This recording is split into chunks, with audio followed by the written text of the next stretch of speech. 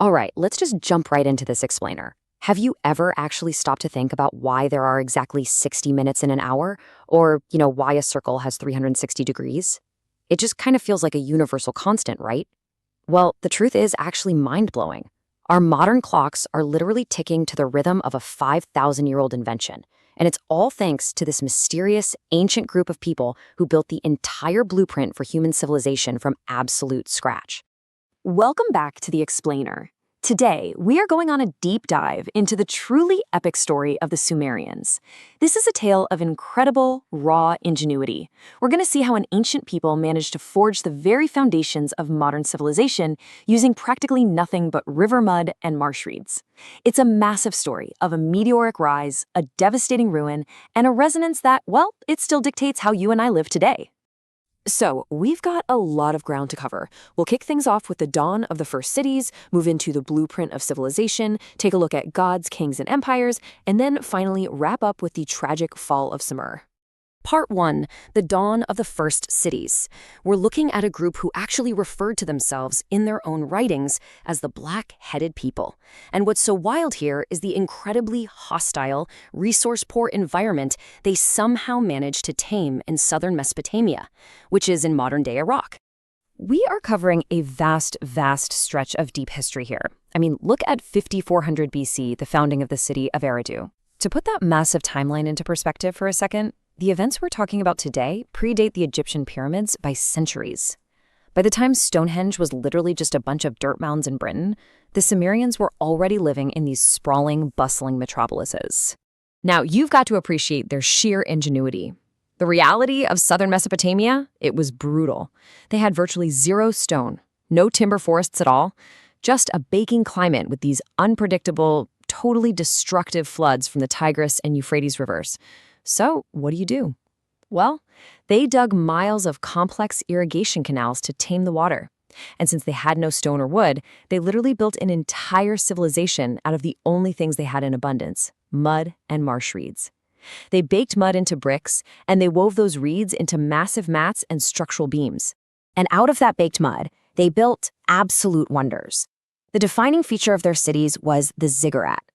Picture these massive structures, almost like gigantic stepped wedding cakes, rising straight out of the flat desert landscape. They were held together by this tarry substance called bitumen and painted with this blinding white gypsum.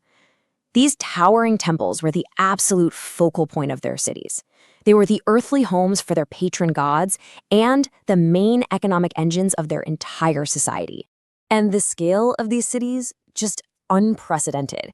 By around 3500 BC, the great metropolis of Uruk boasted a population of 50,000 people. I mean, think about that for a second. That is roughly the capacity of a modern, medium-sized football stadium. At that moment in time, Uruk was, hands down, the largest city planet Earth had ever seen. Moving into part 2, the blueprint of civilization. You see, when you pack tens of thousands of people into a tight urban center like that, it acts like a pressure cooker for human innovation. And that urban density sparked an absolute explosion of invention. They didn't just build big towns, they rapidly invented the core technologies that basically run our world today. I'm talking about the wheel, first for pottery, then for wagons, the plow to revolutionize farming, mass-produced pottery, sailboats for globalized trade, complex math, urban planning. Oh, and perhaps most importantly for the everyday Sumerian, they perfected brewing beer. Actually, they had over 30 different varieties, from sweet to cloudy, often flavored with stuff like herbs and honey. But here's the thing.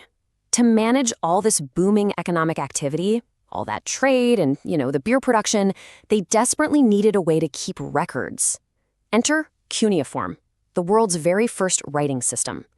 Using a wedge-shaped reed pressed into soft clay tablets, they started tracking rations, which eventually evolved into complex laws and literature. This was a real game changer. It fundamentally changed the human brain. For the very first time in history, knowledge could be perfectly recorded, preserved, and handed down across generations without just relying on someone's memory. And hey, remember our question at the very beginning, the one about the 60-minute hour? Well, check this out. Try following these steps right now on your own hands to see exactly how they counted. Hold out your right hand and use your thumb as a pointer.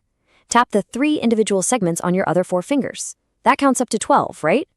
Okay, now for every set of 12, raise one of the 5 fingers on your left hand. 12 times 5 gets you to exactly 60. Their base 60 mass system mapped perfectly onto human anatomy, and it's literally why you check a 60-minute clock to this day. Pretty cool, right? Now, it's really easy to look back at them as just these serious, stoic ancient pioneers. But we can't forget their drinking songs. They were ordinary people who loved to sit in shaded courtyards around a giant shared jar drinking beer through these long, hollow reed straws. And honestly, according to their translated proverbs, they constantly complained about their bosses and not having enough money. They were thousands of years removed from us, but honestly, so incredibly relatable. All right, part 3. Gods, kings, and empires. As wealth and resources heavily accumulated in major cities like Uruk and Ur, things began to shift. The old egalitarian structures started fading, making way for the Lugals, which translates to great men or kings, and with them, organized warfare. You see, the region of Mesopotamia was actually shared by 2 major coexisting groups. The Sumerians dominated the southern coastal marshes with their unique, isolated language and their independent city-states. But up north lived the Akkadians, who spoke a Semitic language. For centuries, they coexisted, they traded, but eventually a super-ambitious Akkadian leader named Sargon the Great conquered the southern cities, uniting them all and forming what many historians consider history's absolute first empire. And that kicks off a remarkably chaotic era of rise and ruin. So in 2300 BC, Sargon conquers the Sumerian city-states. His Akkadian empire reigns for a bit, but then around 2200 BC, it grows weak and gets violently overthrown by these fierce, nomadic mountain people called the Gutians. The Gutians completely tank the region into a dark age. But surprisingly, this actually creates a vacuum that allows the Sumerians to eventually rise back up. By 2112 BC, they launch one final, brilliant cultural revival known as the Sumerian Renaissance, spearheaded by a great builder named King Ur-Nammu. Which brings us to part 4, the fall of Sumer. Tragically, this brilliant golden age of the Sumerian Renaissance simply couldn't last. How exactly does a civilization so advanced, so resilient, just completely collapse into the dust?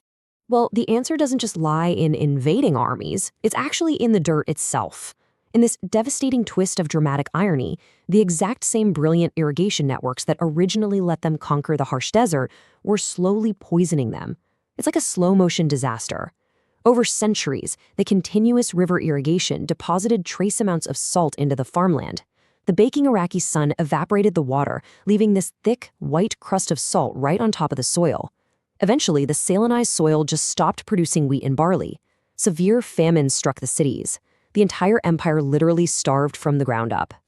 Weakened, starving, and dealing with total economic collapse, they just couldn't defend their borders anymore.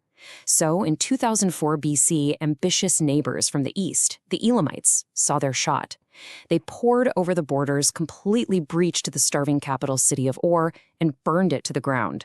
They looted the sacred ziggurats and actually captured the final Sumerian king, a man named Ibbi-Sin, carrying him away in chains to die in a foreign land. The sheer heartbreak of this collapse is perfectly captured in an ancient poem known as the Lament for Ur. I mean, listen to this. The people mourn. Its people like broken potsherds littering the approaches. The walls were gaping. In all the streets and roadways, bodies lay. The survivors fled their blackened, ruined cities in a massive exodus, blending into the surrounding cultures. They reacted to the end of their world the same way humans always have, by writing deeply moving, tragic poetry to somehow process their unimaginable grief. Following the sack of Ur, Sumerians slowly faded into a dead language on the streets, though it did survive as sort of the sacred Latin of the ancient world for another 2,000 years. Ultimately, the Sumerian civilization vanished completely into the desert dust, totally forgotten until archaeologists literally dug them up millennia later. Yet their innovations, the wheel, writing, timekeeping, the very concept of a city, those ideas quietly govern our daily lives right now, which leaves us with a pretty profound thought to end on. Thousands of years from today, when our own grand cities are buried in the earth, what legacy will our civilization leave behind?